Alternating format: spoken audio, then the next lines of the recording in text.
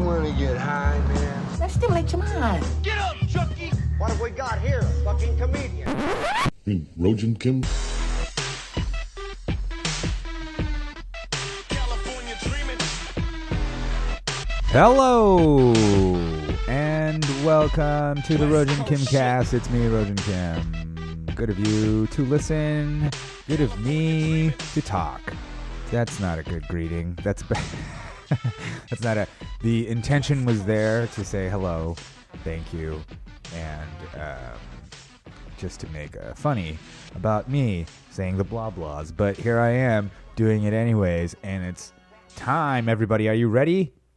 It's impeachment time. We're gonna impeach the motherfucker. That doesn't actually mean anybody's gonna get removed. That Trump would get removed. But we're doing it. There's an election coming. Who gives a fuck? Okay? Let's fucking just jerk each other off. That would be awesome if the election was just the two main candidates had to jerk each other off.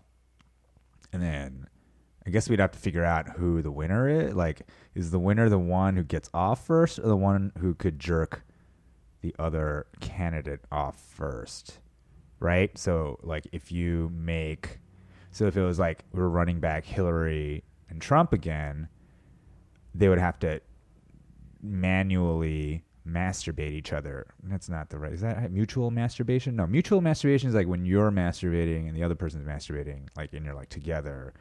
What's it called when you're like doing hand stuff to each other? Is that mutual masturbation? I think that well, whatever. Listen, you know what I'm talking about. They're just jerking each other off, okay?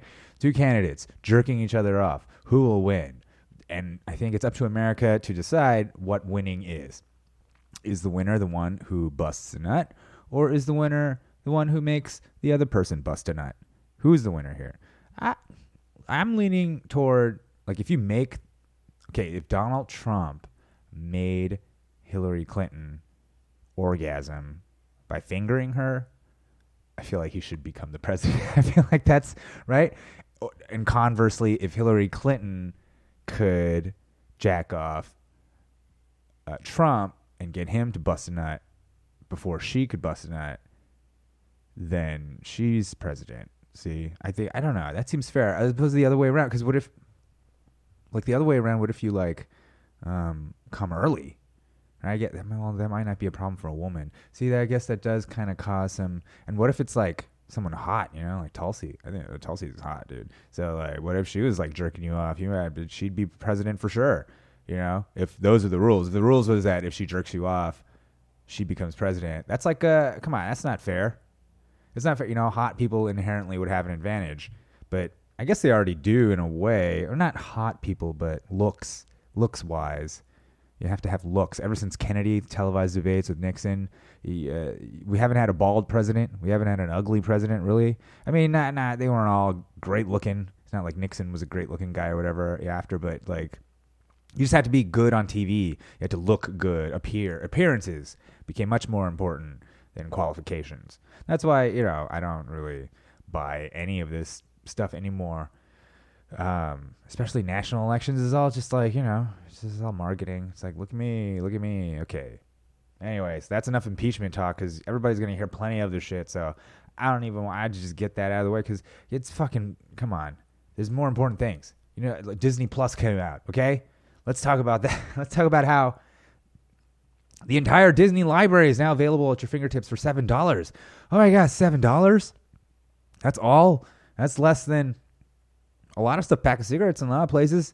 You know what I mean? You get your Disney fix for an entire month. Wow. I mean, I grew up in a family that was a very Disney-fied family. Mickey was the first word of many of the kids in my family. My first word was Superman. Okay. Superman. Back then it was like DC was bigger than Marvel. You know what I'm saying? I was a Superman kid back in the day. Probably grew up with the Marvel stuff more as a kid reading comics. You know what I mean? But I'm just saying, Disney, all their shit is online, guys. Let's go get it. Disney Plus. I like the idea. You just add plus to stuff and then it's like better. You know what I mean? Disney Plus. We should I'll get maybe like healthcare plus. That's what they should do. Like Trump should, instead of Obamacare, he should just be like healthcare plus. See, it's better. Or just even fuck it, call it Obamacare plus. He just throws a plus on there. Make it better, right? You know who would love some pluses? Flint, right? Wouldn't Flint love some water plus? You know what I mean? Water plus. Because they have water. It's just, they already do have water. It's water plus minerals or metals, water plus contaminants, right? Water plus poison. That's what they got. So I guess what they would really like is water minus poison. That's probably what yes. But then now it ruins the whole marketing thing. We're doing a plus thing here. Minus is a bummer, and why even mention Flint? Who cares if an entire town, and honestly, just that's probably one among many. Like, there's probably some no-name town that's like, fuck Flint, man. Flint gets all the fucking press. Everybody's like, oh, Flint, they don't have water. Obama came over and drank the water. Their water catches on fire. Well, fuck you. My water is caustic. It's burning our kids. The water.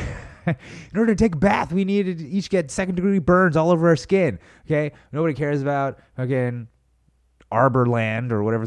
That was my... Arbor Land. Yeah, that's why it's not on the map. Nobody gives a fuck. Nobody gives a fuck about your stupid town. Flint's where it's at. Flint is the town. If you want to be known as a no water having town, it's Flint, motherfucker. Otherwise, you're just, come on. That's the real podunk, backwoods, provincial alley shit. You know what I'm saying? You're just, what? Who? Where? Where are you from? If it ain't Flint, it ain't shit. I got to work on that one. But, that's basically... That's where we're getting with, That's what I'm getting at. Disney Plus. So important. Everybody's apparently people have gone through Disney Plus's history and found things to cancel them over. It's amazing. I think that's fucking awesome. There's this article about how there's racist Disney's racist past, like Song of the South's on there. No, I don't think Song of the South can't be on there. Is Song of the South? No, Song of the South is not. It's banned. Song of the South. They don't sell it. You can't get it in the U.S. You have to go on Pirate Bay. You would probably listen to one of my earlier Kimcasts way in the probably single digits where I talk about Song of the South, because I had to go fucking get a torrent of Song of the South and download it illegally to see what the big deal was. And then I was like, oh, it's not overtly, it's not what you think. It's not overtly racist, but it's got pervasive racism. It's actually even more insidious. And it's a really interesting time capsule into what it was like, So the shit, I only saw screen grabs, but it's pretty obvious. It's the Siamese cats from 101 Dalmatians. They're like, we are Siamese, if you please.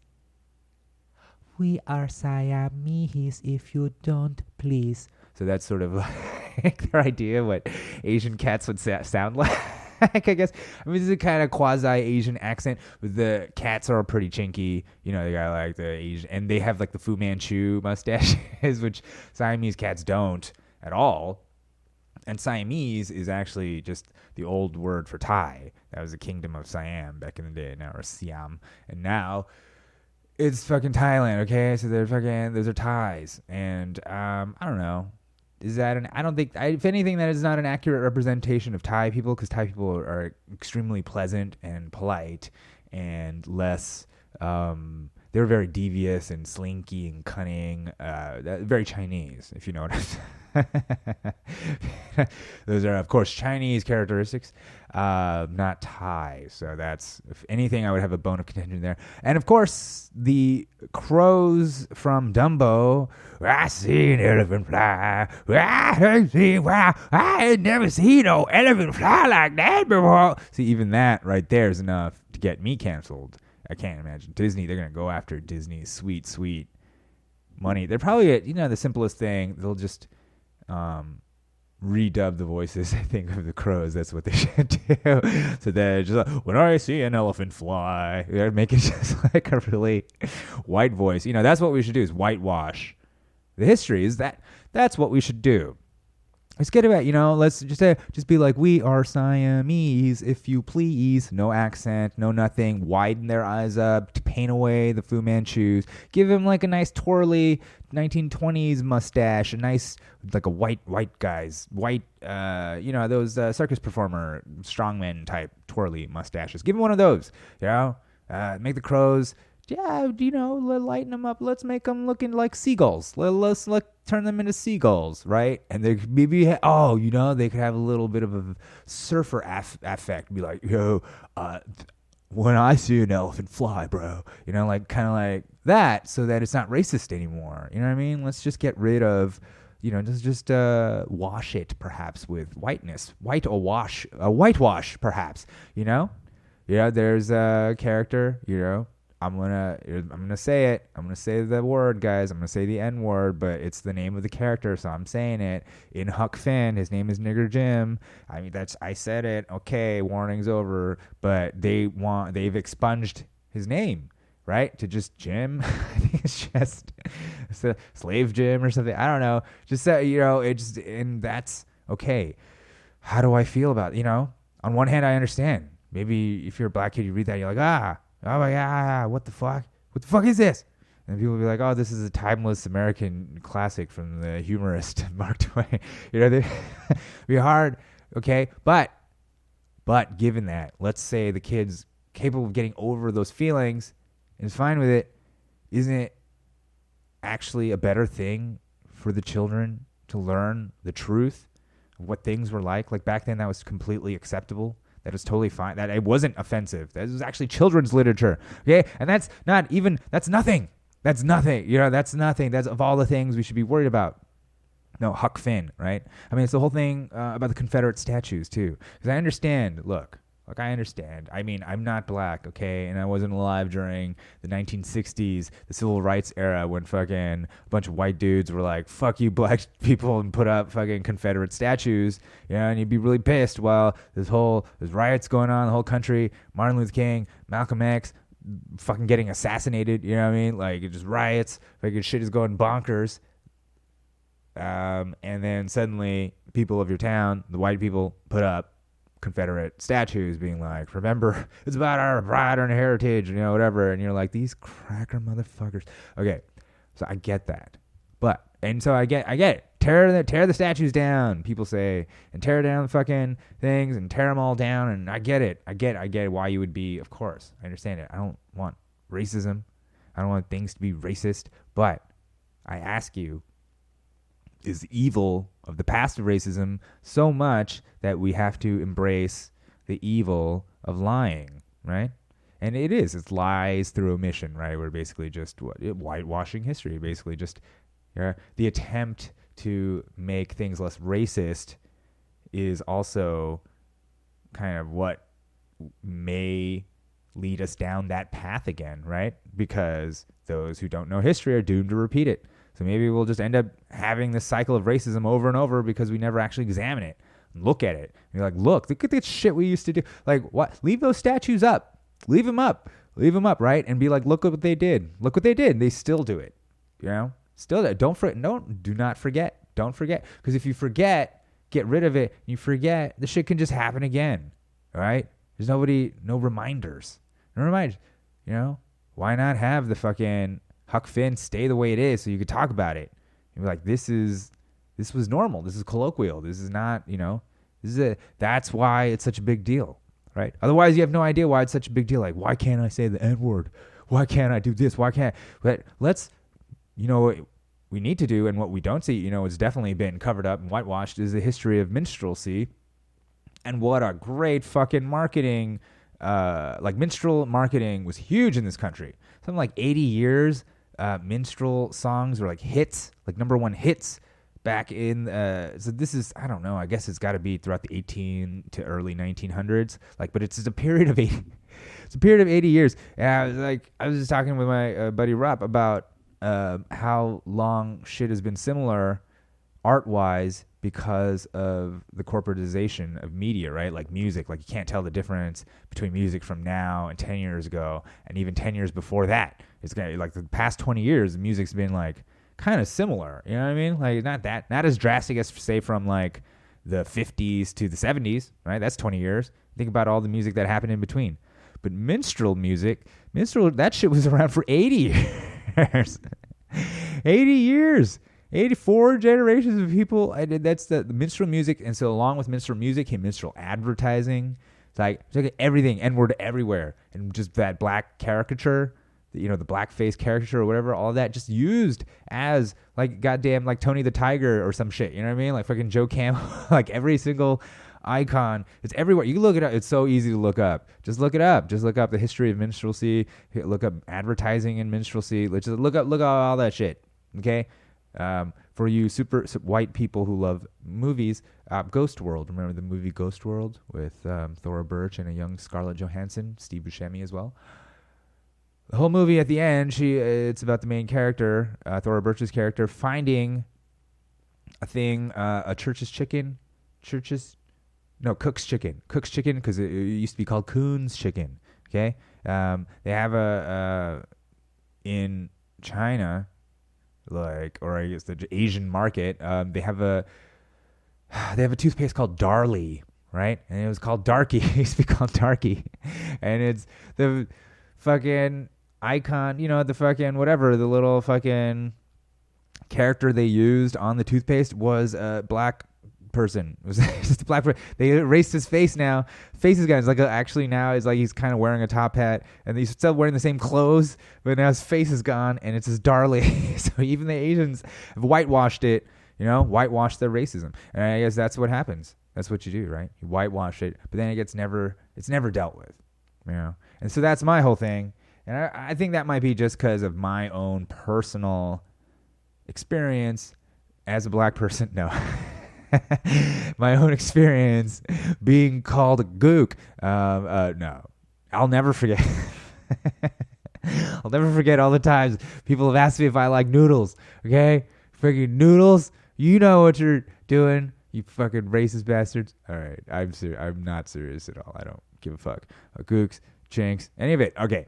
Listen, my point is, the truth, it's like hiding, trying to shield people from the pain that they may feel from bad words, racism, hate speech, as you may call it. The good of that, in my mind, does not outweigh the good of the truth. Just the value of the truth, of like that overall, it's better if we know what's true in this world in order to move ahead, in order to not repeat history, right? In order to learn from our mistakes. Can't learn from your mistakes if you hide them and then pretend there weren't any. Then you just have the future to make more mistakes, the same ones. And then somebody will be like, dude, why are we doing this again? We're going to do this again? So all the shit we're hiding, all the shit we're trying to whitewash, get rid of, pretend it doesn't happen, that shit's going to just happen again. Okay? It's going to happen again. And you only have yourself to blame. Let's just start. You're like, it's your fucking fault. It's your fault. No. Okay. So anyway, Disney Plus. Go through its past. Find that. This is no different, than what happened with Shane Gillis. It's no different than what happened with anybody. Roseanne's tweet. People's tweets, going through and finding shit. I'm like doing that same shit.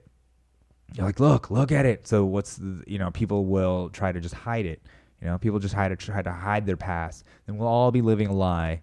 We'll all get to share in this lie where we all pretend nobody ever does anything bad or thinks anything bad, but yet secretly we do. And then when we do it secretly, you have to destroy the evidence because it may be used against you one day. And that's life. Meanwhile, there's people without drinking water in a major American town. There's towns without drinking water, right? Towns where their drinking water is just catching on fire, right? People just dying. Babies, children in this country, not to mention around the world, that are all dying just from policy, lack of foresight, lack of empathy. Nobody cares, really. Really, nobody cares. Well, but we care about impeachment because we got to do right and get rid of the bad guy. And this is the crisis of our country. It's like, yeah, that's the crisis. Again, let's go back to water. You'll die without water in 3 days. Okay, people are dying. People are literally, figuratively and literally, whatever, they're dying. Death. It's a real thing. It's a real thing. Nobody, who is talking about this? Any of those candidates up there? On those billion candidates? We have a million candidates, they're fucking all saying stuff, promising stuff. What about the water? And it doesn't even affect me, really. It just affects me in the sense that I know this all the time. I know that Jaden Smith sent cases of just water to Flint, and that's more than I've ever done, right? That's more than anybody complaining about celebrities, about Kim Kardashian, whatever. What have you done, right? Kim Kardashian has let people out of jail. She's actually fought the drug war firsthand, and not in the way where like cops and whatever are fighting it, like on the fucking ground floor, setting free unfortunate soldiers of war, right? Of this whole fucking mess. Like, she got people freed. So what if she went and talked to Trump? So what? Like, she fucking, so what if she fucking got railed by Ray J on camera and we all watched it and jerked off to it? Who cares? It's fine. Look at what she's actually doing, okay? So until you're doing, I don't know, maybe all you're doing by complaining is just that, just complaining, not much else. Talking loud and saying nothing. Which is basically the premise of this podcast is the ramblings of a lunatic. People sometimes they ask you, "What's your podcast about?" or "What's the premise?" Right? Because you don't want to just be like, "It's just me and friends talking shit" or whatever. Which I don't see why it can't be. It just has to be good, right? But that is oversaturated. It's just that not everybody is good. That's just what it comes down to. And I'm not even coming into, I'm not putting myself into that ring of being like, this is a good thing to listen to. This is good. I know I'm putting out quality. I try to put out something that I think is of quality, but I have to also admit that I am mentally ill. Like, I'm mentally ill, and maybe I don't know. Not so, like in a way you should. We're all mentally ill, right? If you suffer from anxiety or depression, you've experienced mental illness, okay? And if you've never experienced depression or anxiety, you're probably a sociopath. That's like if you're trying to figure out, like, hey, do I have a conscience or not? Like, that's probably you, okay? So most of us have suffered from some sort of mental illness, right?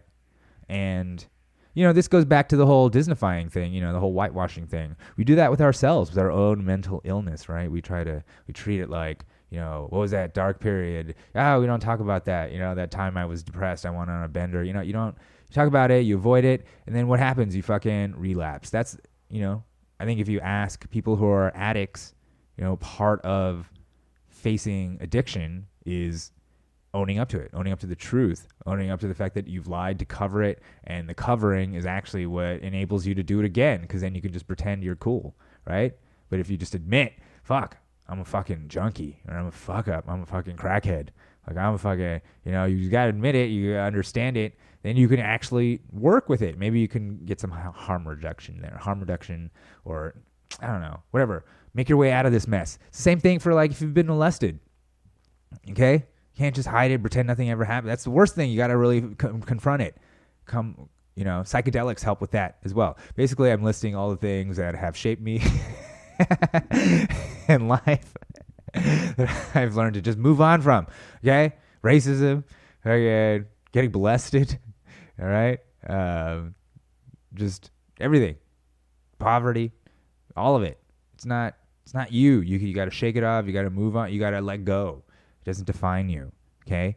But you don't do that by fucking covering it up and hiding it, being ashamed of it, and pretending that's not you, because by doing so, the very act of doing so and the effort it takes to keep up the charade, that means you give a fuck, okay? So obviously you care if you're acting so hard like you don't care, all right? So I feel like for me, I've had a lot of shit go down in my life, right? A lot of shit that could contribute to me feeling like shit about myself all the time. And I've been there. And I've been there to the point where I've just wanted to stop, okay? And there's one way to make it stop for good, right? And I've gone down that road, right? But I never took the leap, right? I talked a lot of shit. There's a lot of shit talking about suicide, but I never had the balls to actually do anything. So I do respect the people who've taken the leap and tried, and some of them come back. you know? But I'm just saying, part of my own process, stepping off that ledge and living, is really looking at all the shit that happened to me, not avoiding it like my dad's done, like my whole family basically does, looking the other way, pretending it doesn't happen, talking about something else, getting mad if you bring it up. You know, just don't talk about it. You don't need to talk about it, right? And just going the opposite way, being incredibly fucking just, okay, taking my face and being like shoving it in there and being like, look at this shit. This is where you come from. This is what you can become, right? And this is what we strive to get better from and to not be, right? There's the only way to do that. All right, this is taking a very serious turn. I'm sorry, guys. I don't know, guys. This is now a self-help podcast. This is the ramblings of a madman self-help guru who is obviously going through a manic period and is just like, just kill the people in your lives. Kill them. No, literally kill them. It's fine. No. Do not kill anyone except with kindness or with laughter, okay? Speaking of, I got no shows coming up, but I'm out here, Los Angeles, grinding, doing a mic or two a day, trying to not kill myself. I would never, my idea of the perfect murder-suicide is having a great set and driving off a cliff. You know what I'm saying? Like, no need to be violent, but I'm just saying, things can be rough, but things are also great. And that's what's wonderful about life. Hey, if you've got, family, you've got love in your life, if you've got something to do, you've got something that you care about, then you're fucking way better off than 90% of humanity. You know what I'm saying? What is this turning into right here? What am I doing? All right, guys, thank you for listening. Please follow me on the Twitter, on the Instagram, on the Facebook. Find me on the socials. I'm still there. I don't know why. Go to my website, rojankim.com. Subscribe to this podcast. Leave a nice little thingy or two, like a comment or a rating or whatever. You can go on to the Apple Podcast or on the Stitcher. Find me there, or just go directly to my website, rojankim.com, and everything will be there. I even have an email list you could sign up for when I start getting booked a lot. You might see me sending you an email about those things, okay? So, thank you so much again for listening. Goodbye.